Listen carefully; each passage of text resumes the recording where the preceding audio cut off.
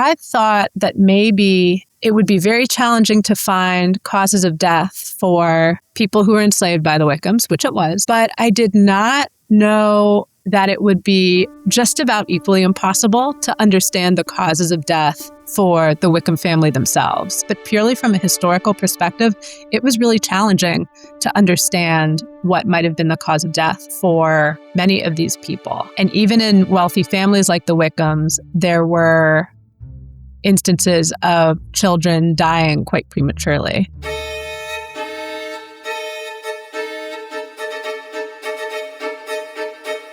Hello, everybody, and welcome back to the Resurrectionist Podcast. This week, we are joined by Jacqueline Drayer. She has a BA and a Master's in American Studies from the George Washington University. She is a senior architectural historian at Jacobs and the founder and principal of Mulberry History Advisors. She previously worked as the city historian at the Valentine, Richmond City's History and Cultural Museum.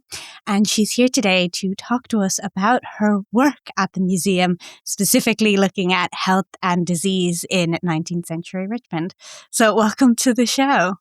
Thanks, Megan. Thanks so much for having me. This is really fun to get to talk about. I'm very excited because as anyone who knows me knows, health and disease are my two favorite things.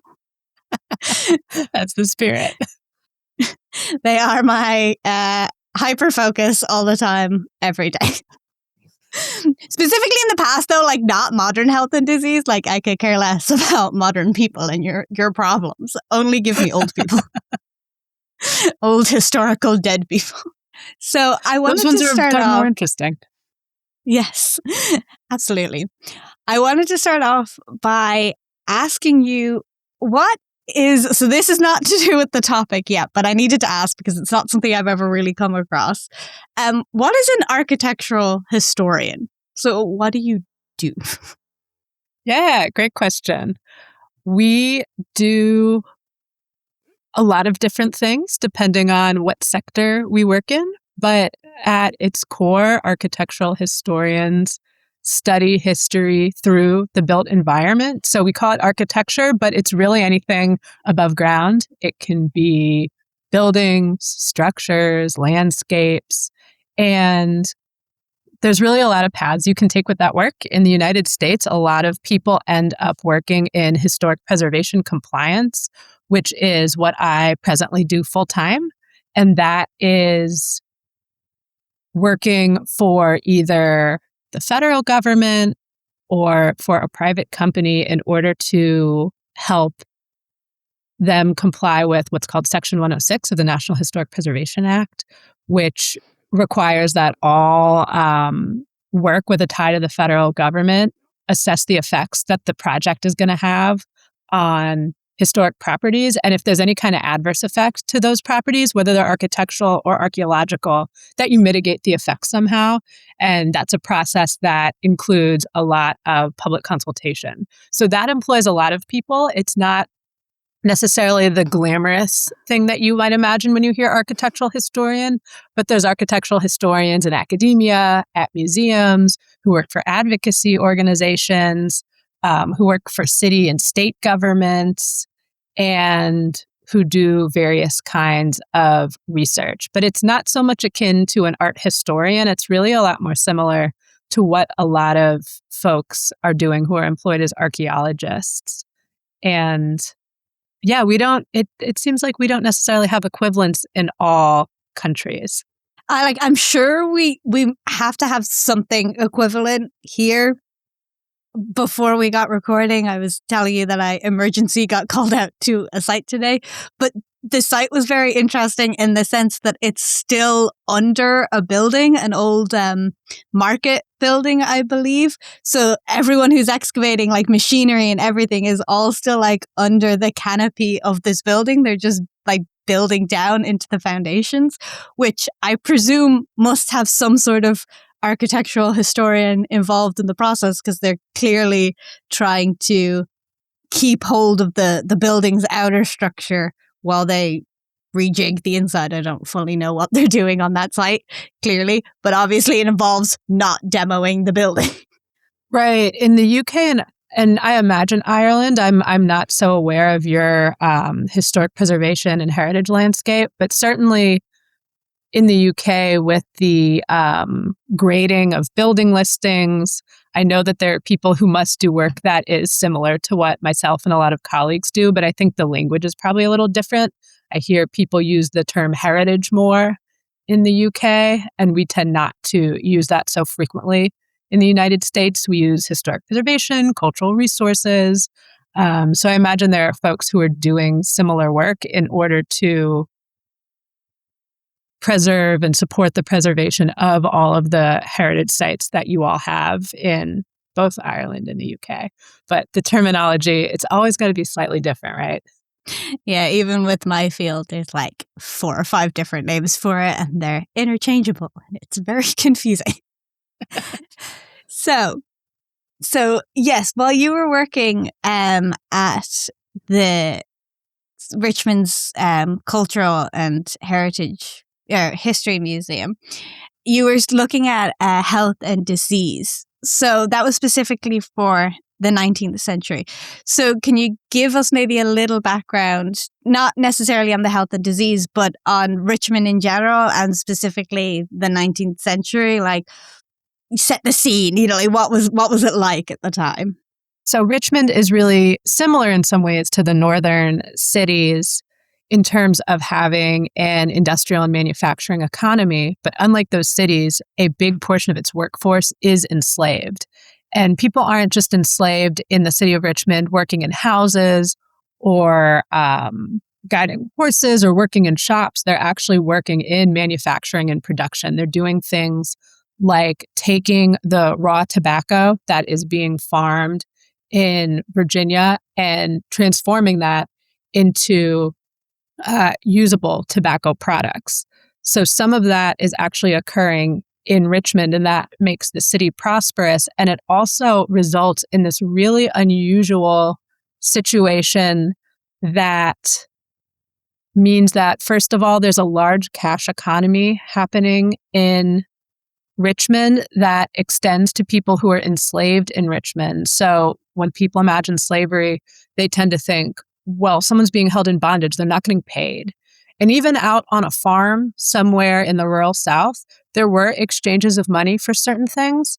But particularly in the Richmond situation, this unusual situation arises where people who might be enslaved on a farm in the region come into the city at times of year when there is not work for them to do for the person who enslaves them. They're sent into the city to find work. They find work possibly working at, say, a tobacco manufacturer or working in somebody's home. And by doing that, they are then paid money. Most of the money goes to the person enslaving them, but they also keep some of the money. And depending on the situation, in terms of who the employer is, that enslaved person may have found their own housing, which they would have to pay for with some of that cash, or housing might have been provided by the person who was what they refer to as hiring out that enslaved worker's labor. And what that means is that while these enslaved people are in no way free, they have a lot more movement and they are in some ways in control of aspects of their lives that we don't necessarily think of enslaved people as having the agency to have in their lives. And so this really unusual situation arises in Richmond where a few different things are happening. First of all, there are many free Black people in Richmond. They may be free because they or an ancestor was freed. There were not any big times of emancipation, mass emancipation, prior to the conclusion of the Civil War, with the exception of after the American Revolutionary War. When the United States becomes independent from England, some people, including some enslavers, have this feeling of patriotism and they think, yes, liberty for all. And they extend that notion of liberty to some, or in some cases, all of the people who they have enslaved. They don't necessarily do it all at once. Sometimes it happens in a period of months or even years. But that is the one period in pre-Emancipation Proclamation, pre-Civil War conclusion history where there is a kind of large emancipation of people, but most people do not do that. Most people do not emancipate the people they have enslaved. So instead, when you see these free Black Richmonders, they may also have purchased their freedom. Again, because of this cash economy, people are making money. If you have the skills to do a highly remunerated trade like blacksmithing, like Barbary, you might make enough money to not only buy your own freedom, but to then buy the freedom of your family members. And it, I think, is also, as we talk about this, important to understand that within these kind of attempts at greater latitude, agency, freedom within a really unfree system, there's still a legal framework that keeps people not free, specifically Black people in Richmond, even if they were free-born Black people. There is this perennial threat due to a whole series of laws that I won't dive into that mean that free people have to fear being forced to leave the state in particular, because there's always this tension in Richmond about the fear of having too many people who might rise up against the enslaving class and want to overthrow them, want to overthrow the system of slavery. That threat is real. There are several rebellions in Virginia, including in the Richmond area in the 1800s. And we see kind of how there'll be a sort of tamping down of laws, a lessening of the abilities for Black Richmonders to express their agency in that moment. But then due to these market demands, things tend to cool off again. And so within this really unusual economy, there are these interesting opportunities within the health sphere for interactions to happen that I certainly didn't ever imagine before I started doing research about this time period.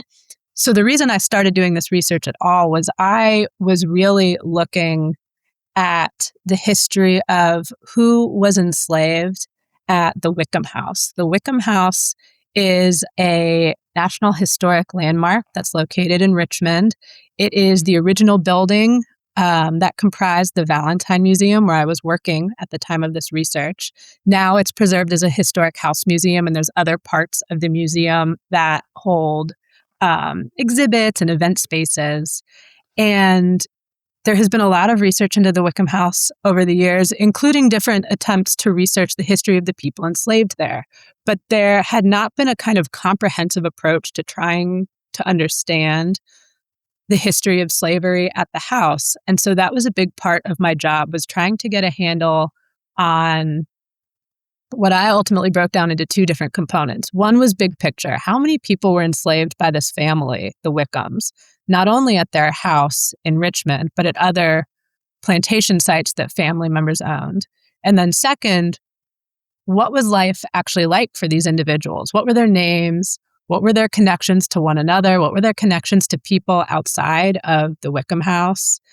And just trying to develop some real meaningful biographies of those individuals, just like members of the Wickham family had been meaningfully biographied over the years.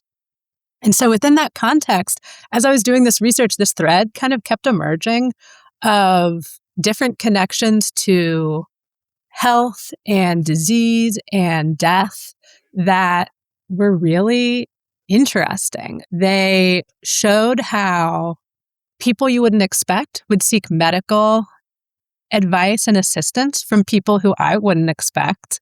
And that there was a real fluidity in this period, before the scientific method is really in practice, when science is a little more vibe-based than you might want to think of science. We think of this as a rational study, and it was not. And so people were not just either going to a doctor or going to a traditional healer. They might be using both methods for their purposes, and the same person might seek out both. And an enslaver like the Wickhams might seek out both for their own family and also both for the people they enslaved when they were seeking treatment for some kind of ailment. And so through that, I found some really interesting particular histories. And so what materials were you using to construct this research? Is it all archival based? It was for this like subfield of research specifically, it was primarily archival. There were other elements of research that include some oral history. And this one, I didn't get much there. And I think something that's really important to note for any research that is about slavery and that's trying to biography enslaved people is when we're not using oral history, when we're using written documentation, there is such a huge bias in that documentation in the sense that the people writing it and the audience for it was typically going to be free, white, and likely enslaving people. And so much of the research on the people enslaved at the Wickham House, people like Amy Green, Robin Brown, Sally Brown, is that of kind of footnotes. It's not that these documents were primarily about these individuals most of the time. There is a lot of work that has to be done to reference and cross-reference documents and say, okay, this is the same person. We are talking about this man's funeral. We're talking about this woman's hospital visit. And that's just a reality of doing this work. And it also means that their voices almost never come through at all in any of the documentation. And all the research I did in total at the Valentine, I found exactly one document that purports to represent the voice of an enslaved person. And I can get into that later because it relates to one of these health stories. But that's kind of amazing. In 18 months, one document. And it's still not written by that woman. It's somebody else claiming to transcribe what she said. Yeah, I can imagine that when it comes to enslaved people, that a lot of the documentation would be, just footnotes in somebody else's records. I'm presuming a lot of these people maybe wouldn't have been able to read or write as well. Is that a fair assumption or no? I think it's probably the case that a number of people couldn't read or write, and that a number who could would have hidden that for their own safety. The practice of even teaching enslaved people reading and writing was eventually banned in Virginia. One kind of sideline of research I did was looking into some people who clearly were literate, who had been enslaved and were then free in Richmond. So certainly early on, there were people who were highly literate. But whether the particular individuals at the Wickham House were, I think it's likely that a number weren't. But there were a few people who were performing work that suggests to me that their being able to read would have been very beneficial. A man named Robin Brown, who acted as kind of a right-hand man to John Wickham and who moved with great latitude between both the city of Richmond and a plantation out in the counties where John Wickham enslaved many other people and had a lot of agricultural and industrial work occurring. Just somebody being able to do things like produce and exchange the kind of notes that would have been necessary to facilitate that movement might be literate. But it can be pretty difficult to say that someone was literate if they didn't produce their own writings later on. It's often more about kind of looking at context clues and what's rational. Yeah, that makes sense. So at this time in Richmond in general, what was people's health outcomes looking like? Were there any major outbreaks going on? You mentioned that there's, a lot of industrialization. So I'm presuming that might also come with industrial injury and things as well. Yeah, there are a number of outbreaks and environmental factors that are not necessarily helping everybody's health. One is that there were multiple cholera outbreaks in Richmond in the 19th century. And speaking about that kind of vibe-based approach to science, people at the time thought that cholera came from bad air. And when we look at it now, cholera is linked to bad water. So those are not completely off notions, right? Kind of close. To be clear, it's not from bad air, but there was something bad in the environment. But this bad air was often thought of as the kind of like swampy, sticky air that you're going to get in a place like Richmond in the summer. And another element that comes in specifically with cholera is suggesting that the people who contracted and died from cholera had some kind of lacking moral fiber, that they were morally weak and susceptible to cholera. And I think that kind of moralization around who gets sick and who gets well, in a sense, that kind of continues into the present day.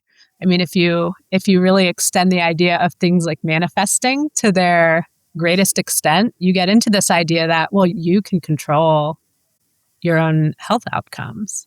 And, maybe to an extent, you can exhibit a certain impact on them. But I think there are these really interesting connections between what people are thinking about 200 years ago when people are getting cholera and people don't really understand why.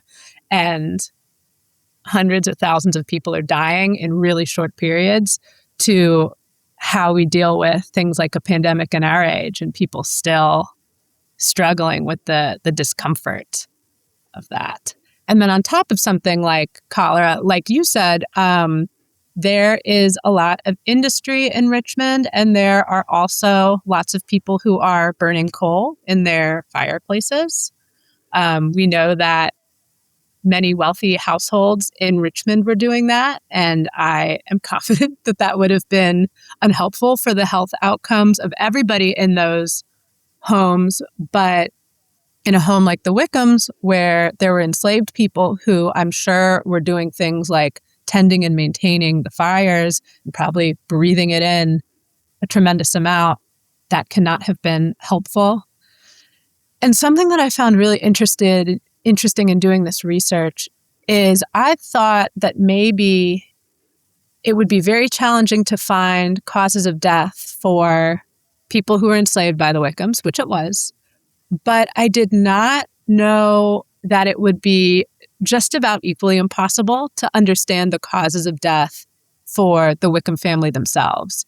And maybe someone with a background like yours, or a health background, somebody who did really particular and more biologically focused research might be able to come to some conclusions on that. But purely from a historical perspective, it was really challenging to understand what might have been the cause of death for many of these people. And even in wealthy families like the Wickhams, there were instances of children dying quite prematurely. Is there any records of cholera having affected the Wickham family as well, or any of their enslaved individuals?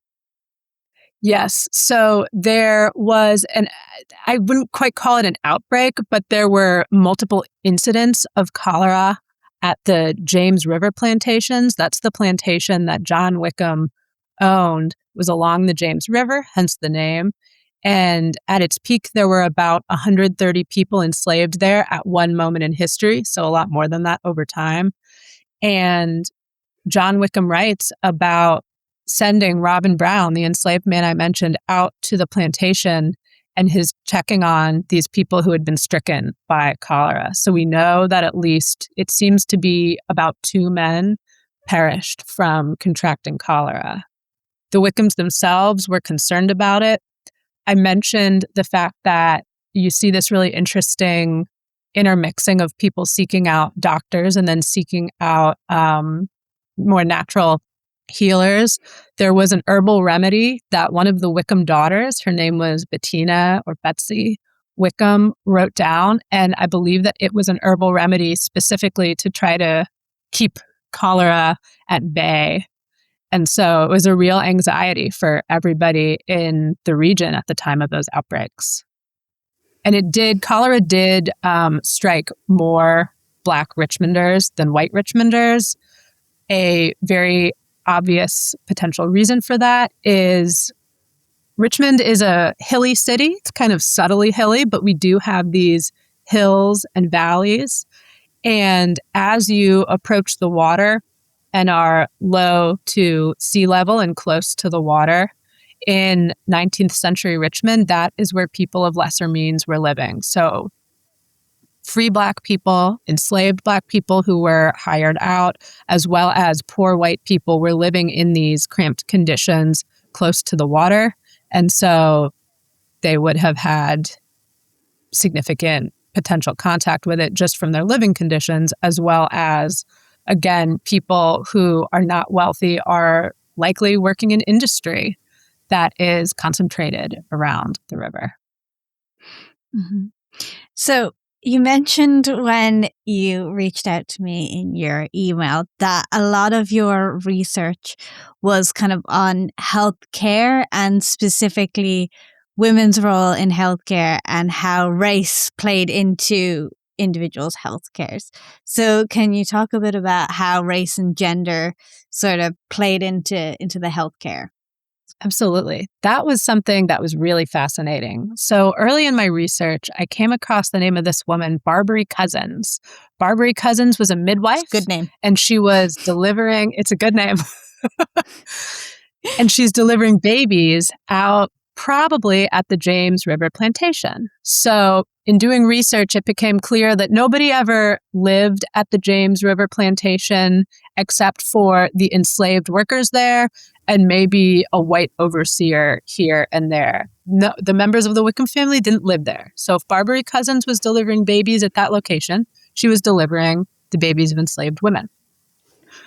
So I looked into Barbary Cousins. I wanted to know, was she a free woman or was she enslaved? And what I found was that she appeared to have been a freeborn woman in, I admit, I can't remember, I believe it was Henrico County. And she worked as a midwife. She had likely trained alongside either another midwife or potentially a doctor.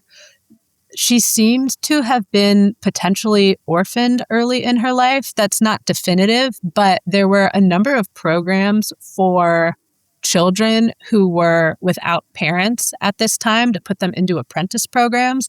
It's possible that that is how she entered this field, but it's possible she entered it entirely differently.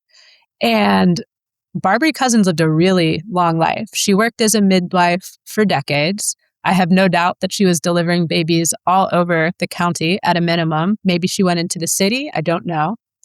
And when she passed away, I believe in the 1870s, definitely post-Civil War, her death record actually noted that her profession was a midwife.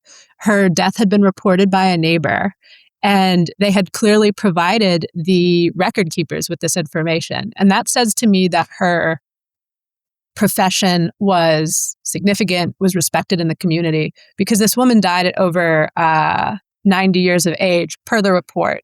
In these 1800s records, I'm always just a little skeptical of ages for all sorts of reasons, but her age was reported as being in her 90s. And so it's likely that she wasn't performing work as a midwife at that point, but obviously retained the status of having done that work. And so that is really fascinating. And the reason that we even know that she was doing what she was doing, delivering these babies for enslaved workers on the Wickham plantation, is that there is a ledger with her name showing that she was paid for those services. And that's what I'm talking about when I mention having to use footnotes to understand a little bit of information about these Black Richmonders. Again, she is a free woman, but still we don't have lots of records about her. We don't have lots of records about most people. And so when my colleague had come across her and passed this info along to me, I started really looking into her, looking for census records, looking for death records. The death record was ultimately pretty useful in this case, trying to figure out who this woman was, a little bit about her life. How often was she working for the Wickhams? You know, they enslaved people at their house in the city. Those people gave birth as well. Some of the women in that house. Did she deliver any of those babies? I never found information about it, but she could have. And also, when we talk about this interesting connection between race and gender, she was delivering the babies of these enslaved women, but it is entirely possible that she could also have delivered the babies of free white women. There is this real intermixing that goes on with who provides what services at this time. Sometimes Black women delivered both Black and white babies, and sometimes, again, in this kind of healer role, Black women are specifically sought out. And there's often a kind of fetishization of the work that they do amongst those women who are being sought out by both upper class members of the white community and the Black community. But it's pretty interesting to realize people aren't just looking for healthcare practitioners who look like them or who, they view as their societal equals at that time. And then similarly, if we look at men, a comparably high status role in healthcare for men would be that of the barber. So famously, I think a lot of people know that barbers in the 1800s were not merely cutting hair. They also did a lot of dental care. I don't know if care is exactly the word you'd use, but they certainly removed teeth. And there were a number of Black barbers in Richmond. Some of them were free. Some of them were enslaved.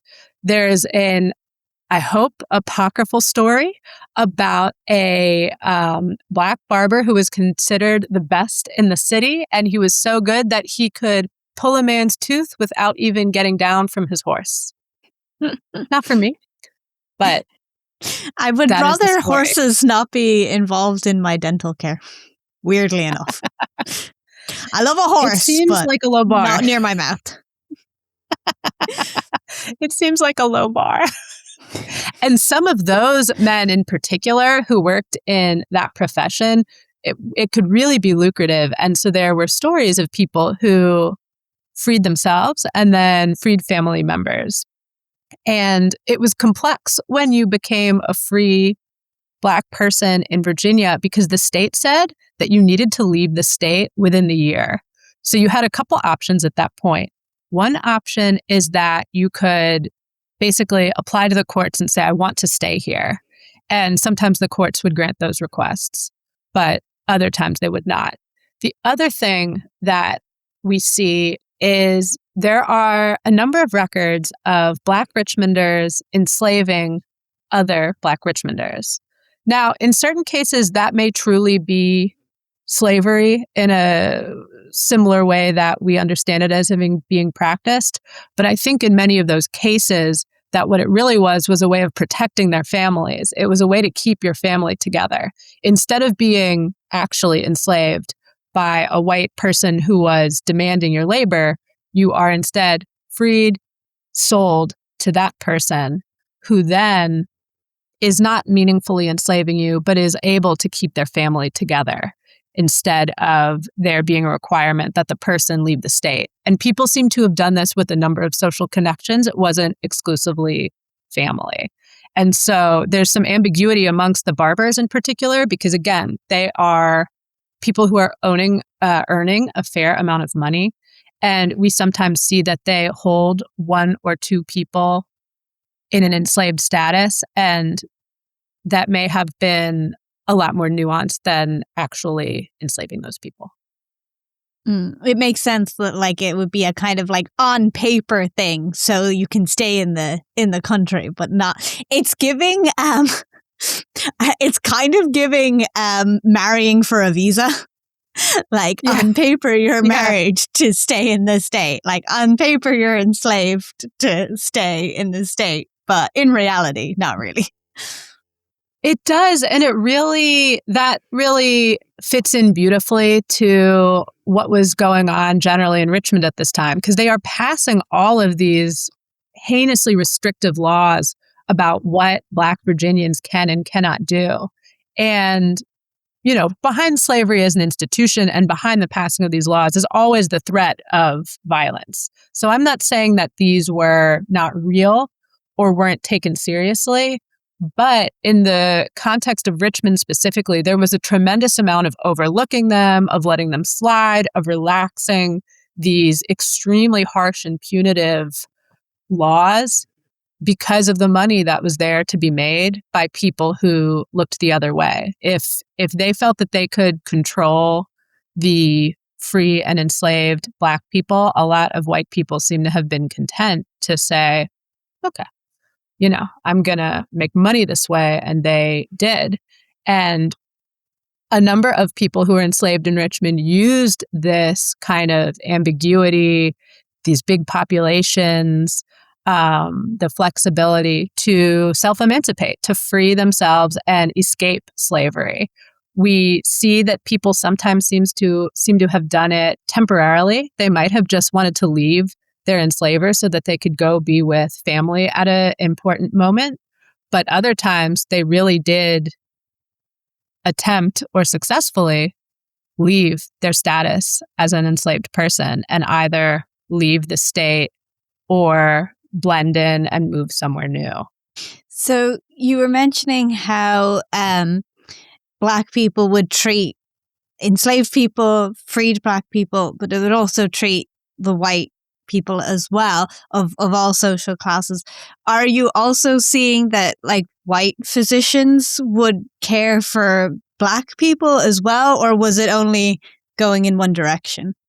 Yes, so it's not just going in one direction. When it comes to physicians, people who have that title are at this point in time almost always white men.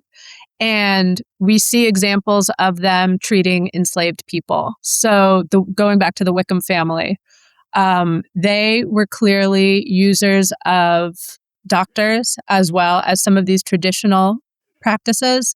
And there are ledgers of both John Wickham and one of his oldest sons having paid doctors to come out to their plantations and look at enslaved workers there who have some kind of ailment or medical complaint.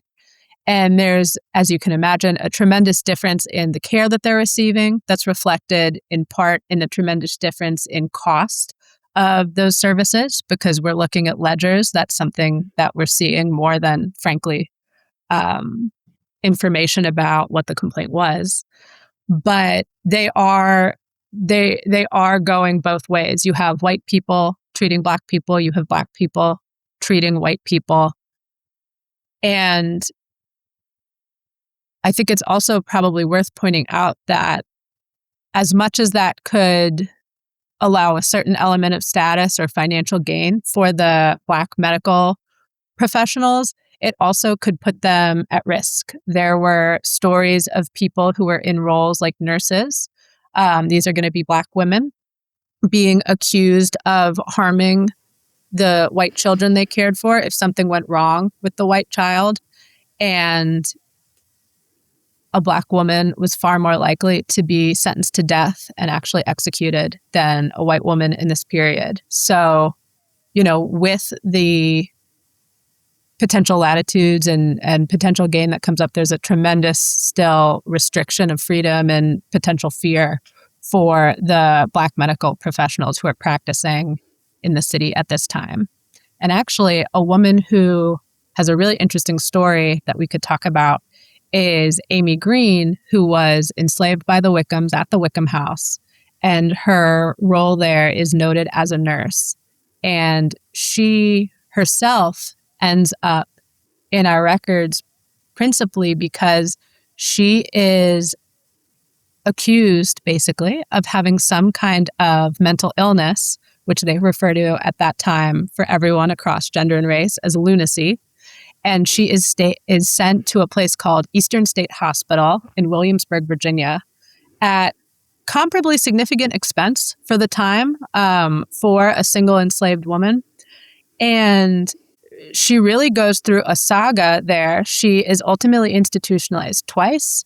She has to leave her second time because there was a law in Virginia saying that an enslaved person could not take a hospital bed needed by a free person if you were out of hospital beds. And she ultimately passes away following her second stint at Eastern State Hospital, and we don't know the exact circumstances of her passing.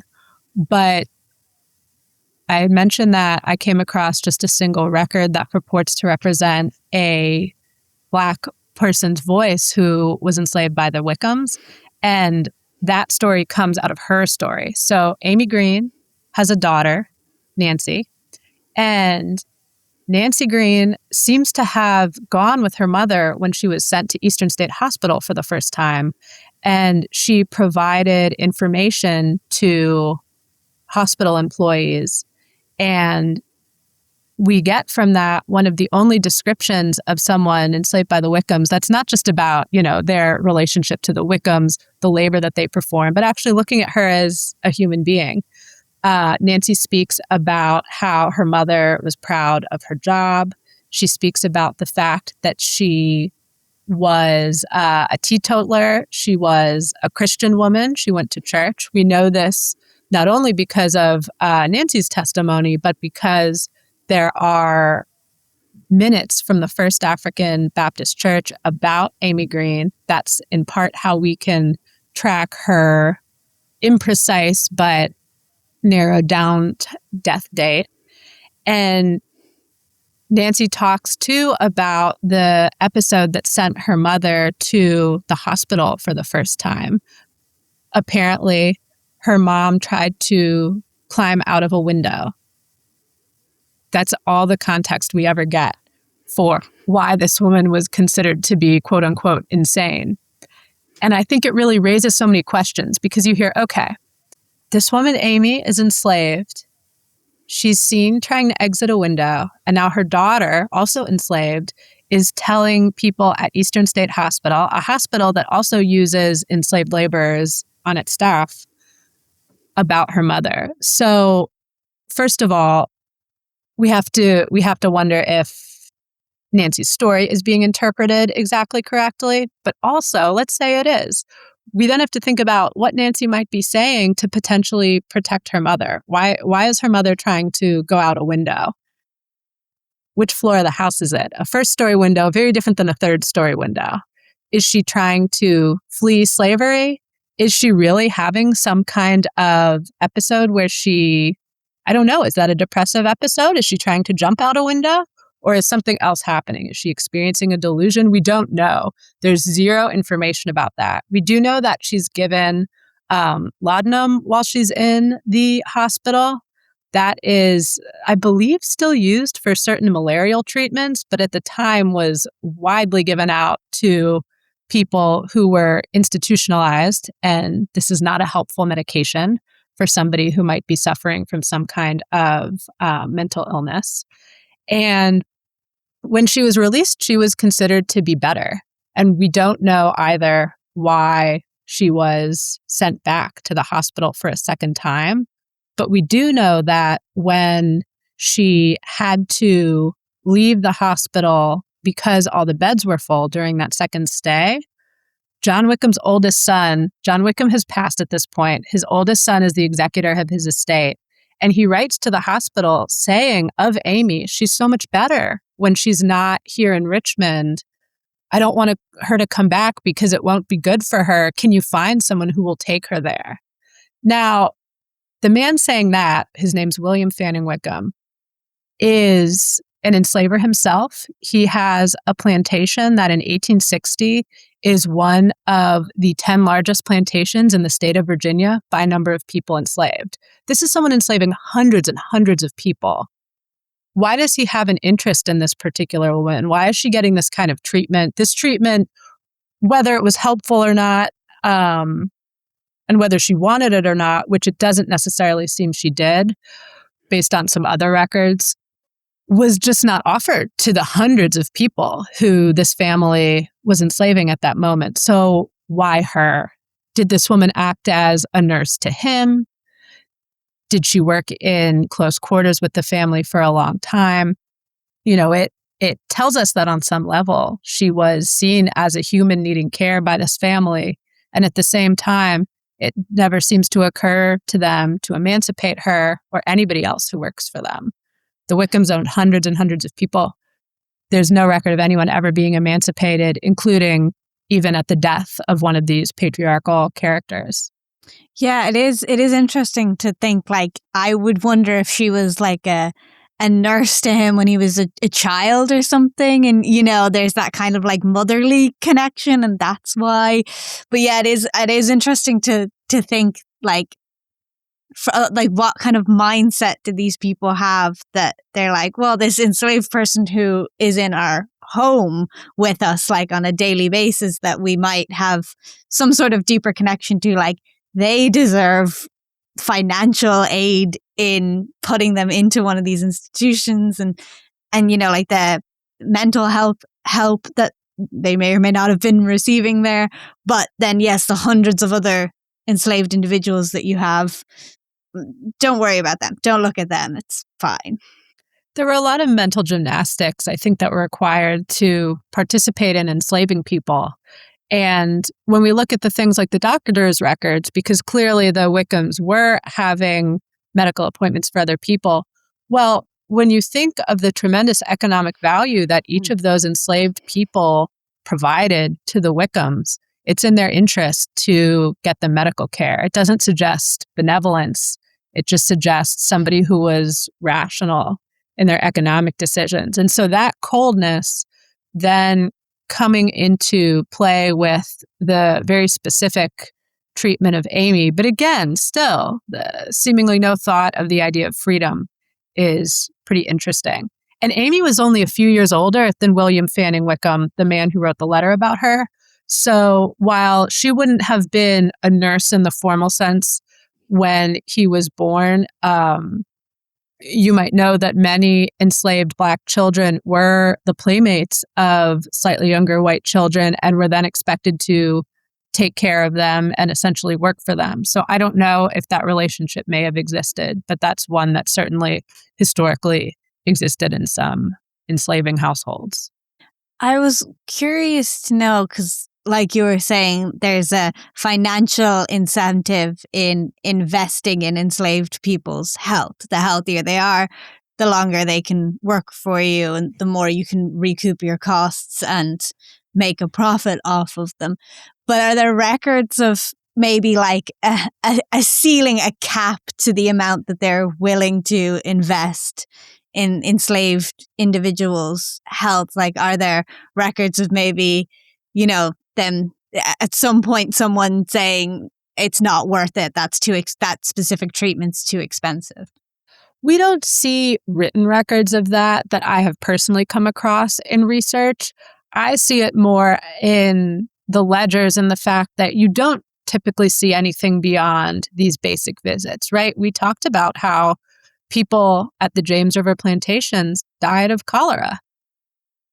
They died. I don't think that they were administered these herbal remedies. They were just left there to die. And I think that treatment, in contrast to the Wickhams, who are both seeing medical doctors themselves, who are seeing people who can provide herbal remedies, says a lot. A good example for the contrast in the level of follow-up that's Wickham family specific is that Bettina Wickham, who I mentioned earlier, she had scoliosis, or at least that is what we suppose that she has. All the records seem to indicate that was what ailed her.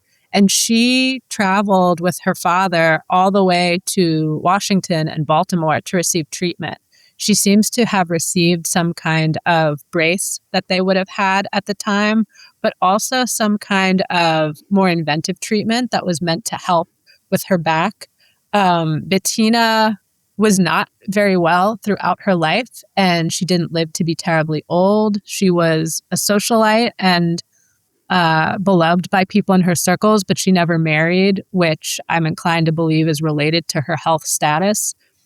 And for her, we have all these letters from John Wickham to others who he knows talking about what they're doing for her while they are traveling to these locations and seeking this really innovative care. And so that is a perfect foil, I think, for the level of treatment and follow-up that's being provided to most members of the family's enslaved labor staff. Yeah, it was interesting when you emailed me that you mentioned scoliosis, because it's not really something I see a lot of people researching. Like we do in the osteological record, depending on the severity of it, you can see scoliosis. Obviously, it affects the bones. So I do, sometimes see it noted, like, and I'm sure people have done studies, some kind of studies on it on the past. But yeah, I've never really heard of it in a historical kind of research context. I was really interested when you were like, cholera and scoliosis. I'm like, where does the scoliosis come in? Yeah, it's really challenging to research an ailment like that at that time because it is so thin for records and information to consult. I spoke at one point to my colleagues at the Valentine about some of these about healthcare in this time period and was trying to find some visuals to go along with the discussion of scoliosis because I knew people would want to see what her treatment might have looked like. And I didn't really find anything terribly reputable. It's really hard to find material evidence that goes along with a lot of this 19th century healthcare discussion, which to me is kind of funny because it's 200 years ago. It might even be 150 years ago, depending when you look. Yeah. Yeah. Isn't there something there? But this is also a super unpleasant topic. It's not necessarily something that people wanted to save and preserve. I mean, there were so many early deaths. There were so many tragic things that happened to people across the board at this time. And they mourned, but I don't know if they wanted to hold on to relics like that. And I don't know that they donated them the way that they donated their letters. So that makes it more challenging. Their family members, I should say, their descendants. Yeah, I do always think of it as kind of a time period where like you go into detail about certain things and then other things like across the board, even on official levels, they're like, don't mention it. Don't, just footnotes version, like hide it in the undertext somewhere, like. And that I think is the beauty of letters. The Wickham family, their descendants donated their letters to two different historical institutions in Virginia. They donated them to the University of Virginia, where several of the sons went to school, and they also donated some to the Virginia Museum of History and Culture, which is located right here in Richmond.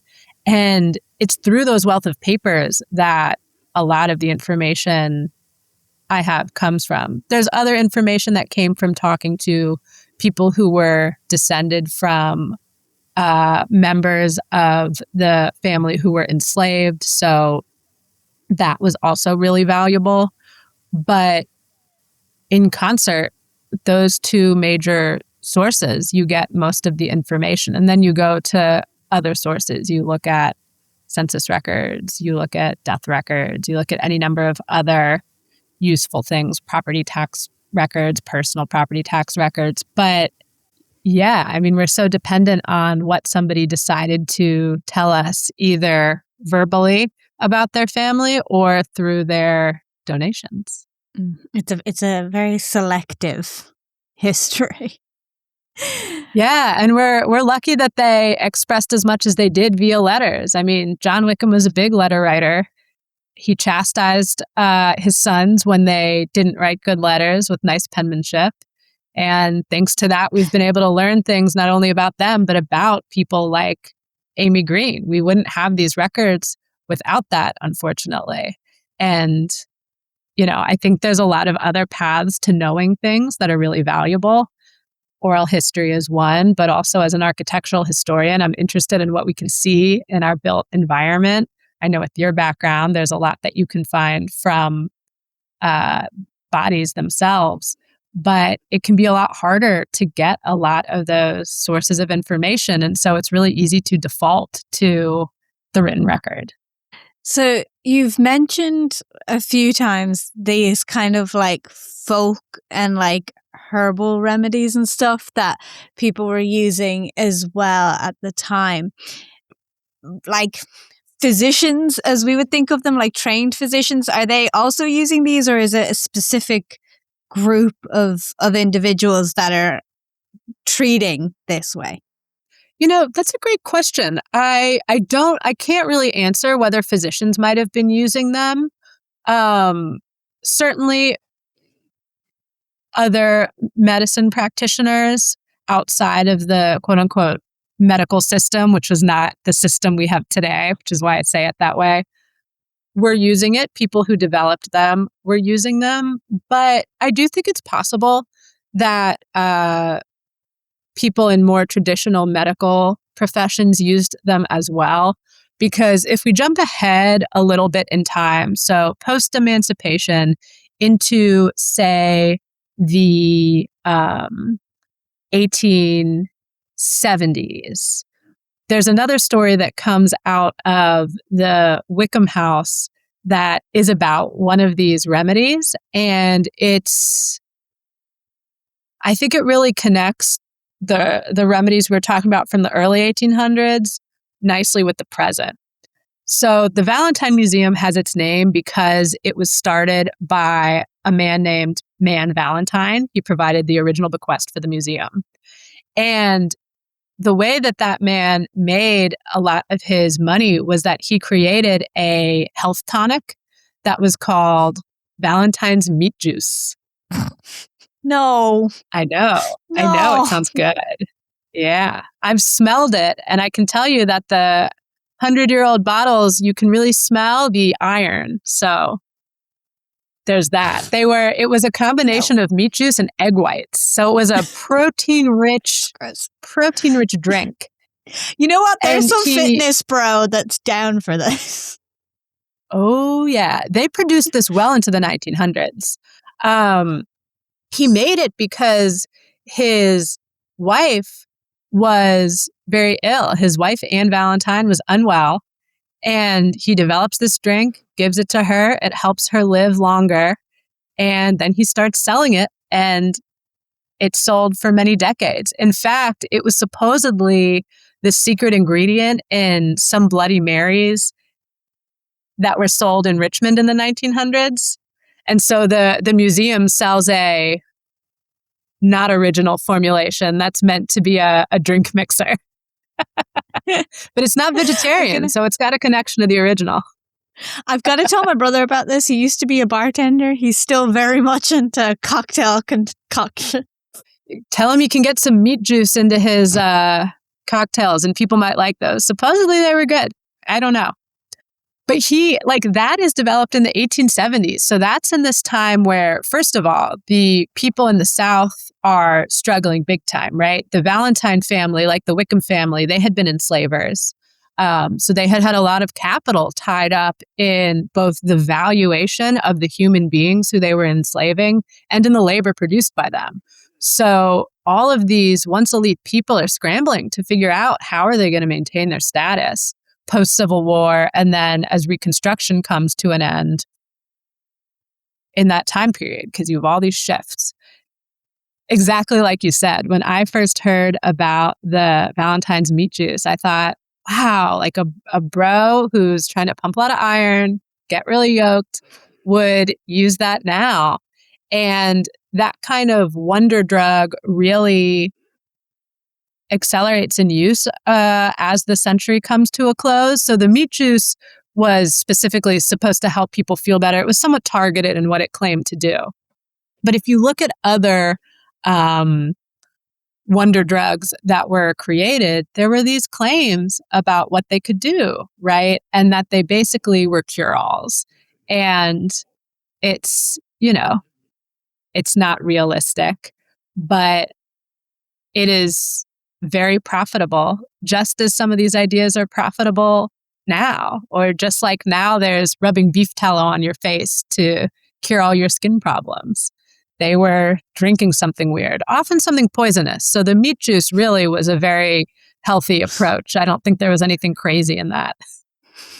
Yeah, on the scale of home remedies, it's pretty tame. I think the arsenic still takes the cake for me.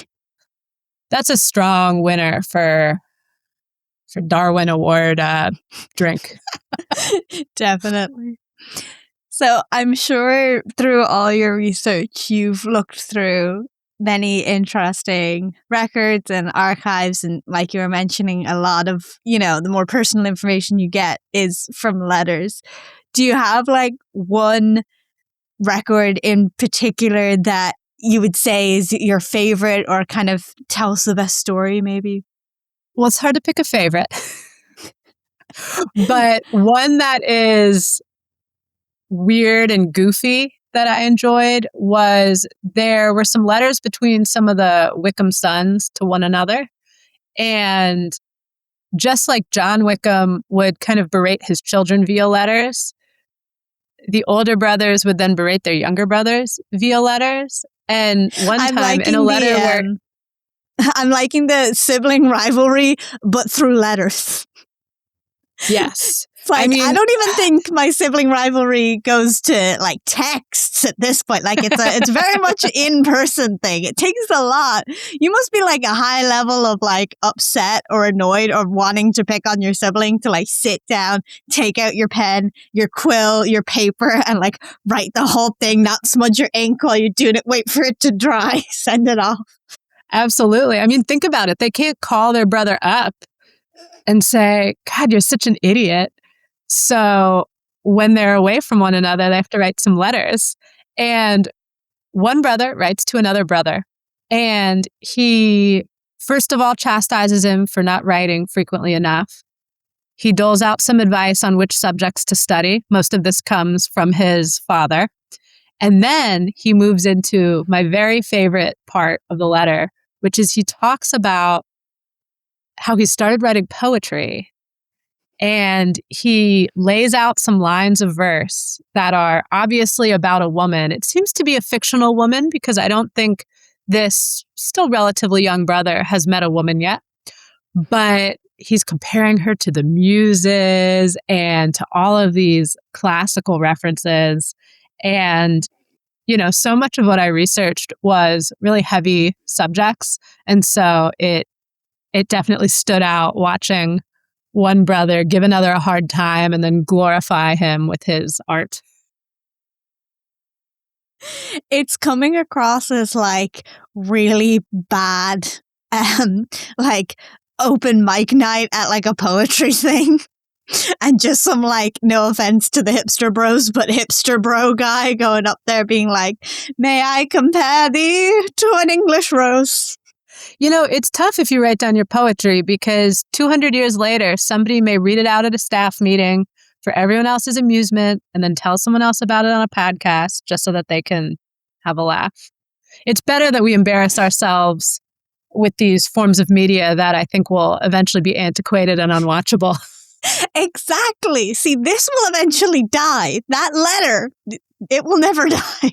And that's why nobody should write things down. No, I'm kidding. I'm sure your lawyers will appreciate that. Never write anything down, ever. So I just wanted to ask, as we're sort of finishing up here, is there anything we haven't discussed yet about your research that you want people to know?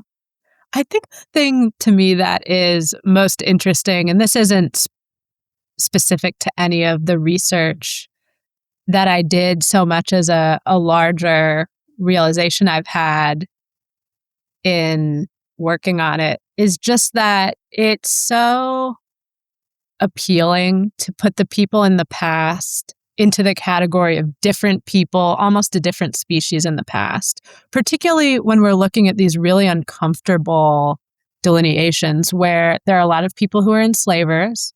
There are a lot of people who, even if they aren't enslavers, are upholding the institution of slavery. And then there are a lot of people who are enslaved, or even if they're not enslaved, are not truly free.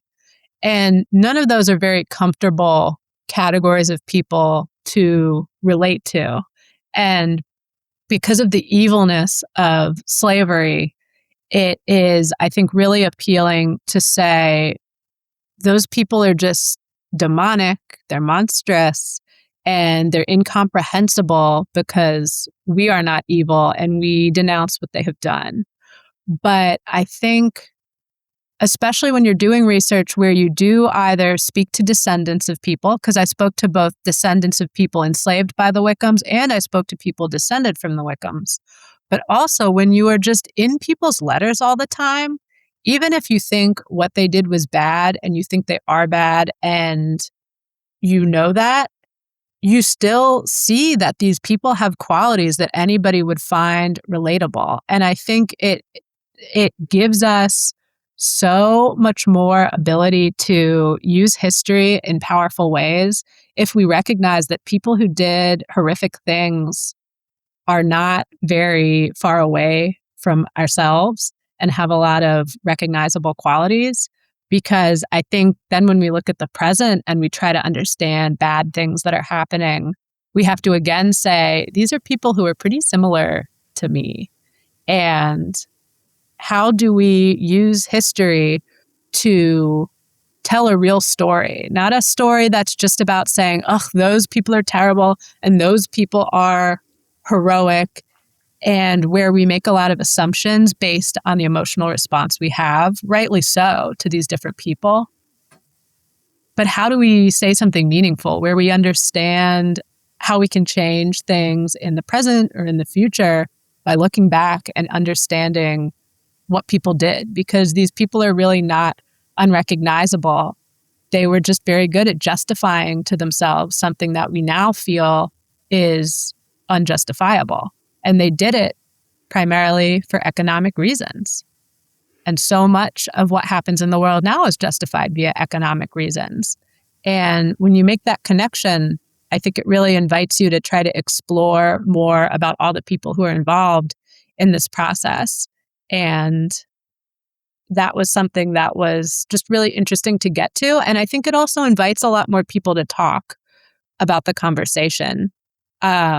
Because there are people who are really receptive and there are people who are not going to be receptive to these conversations. But if you just lay out the facts and you allow the horror of those facts to speak for themselves, I think you can actually invite more people to engage either in the moment or later with the reality that those people were living in and the reality that we are living in now, which is directly connected to that reality. Yeah, I think it's really interesting to think about looking at how people justified things in the past that we would now consider horrific. And like you say, they justify them with economic means. You know, it's profitable to them. And it's interesting to think like how much money influenced their decisions and how they were able to justify things because of money or power or prestige, and to like apply that to now as well and be like, okay, maybe it's not enslavement, but there are certainly things these days that people are justifying for economic reasons. And if they could do it then, there's nothing stopping people now from doing it as well. So it really is an interesting comparison to look back and be like, look, we might not be doing the exact same thing, but the damage might be just as bad. The act might be just as horrific, and the reason for your justification is the same. It's not hugely different. Yeah, and it's so easy to say, well, those people were abhorrent and what they did was terrible, and so I won't engage with them further. But then we can't learn anything. If you're confident in the fact that slavery was evil, you can say, okay, now let's understand how this system was justified for 250 years in the United States of America and for much longer globally, and really get to the heart of what that was about.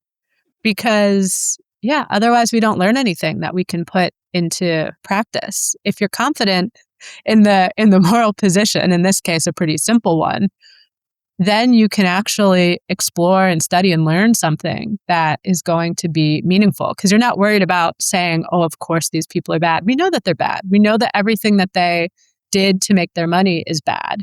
Something I did do as part of the research was try to work out how much of the Wickham family's wealth came from being mass enslavers versus John Wickham's job, which was he was a lawyer. He was a lawyer of some note in Richmond. He was involved in Aaron Burr's defense when he was tried for treason. This is a post Hamilton trial. And he was always celebrated and recognized as a lawyer, but really it seems that the bulk of his wealth came from his status as a plantation owner and attendant enslaver. And so just understanding that gets you a lot farther than saying, oh, he's just some evil guy. Well, he was a guy who had a lot of power. So let's actually understand him and the community that he was in.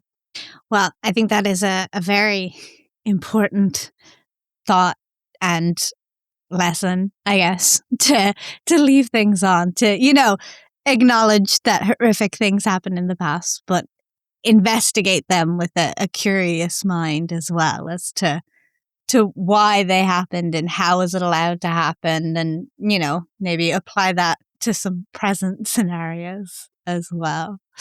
So thank you so much for coming on to the show. It's been a great conversation. It's been a pleasure. This has been really great to get to talk about with you. Yes, it's been a very interesting conversation. I like the, people having names in the past, like knowing things about individuals, not just as a whole about like, oh yeah, there was this cholera outbreak and then that cholera outbreak. It's like, well, this person did this and that person did that. I always love those more personal histories. No, it's so much more interesting to hear an individual's anecdote.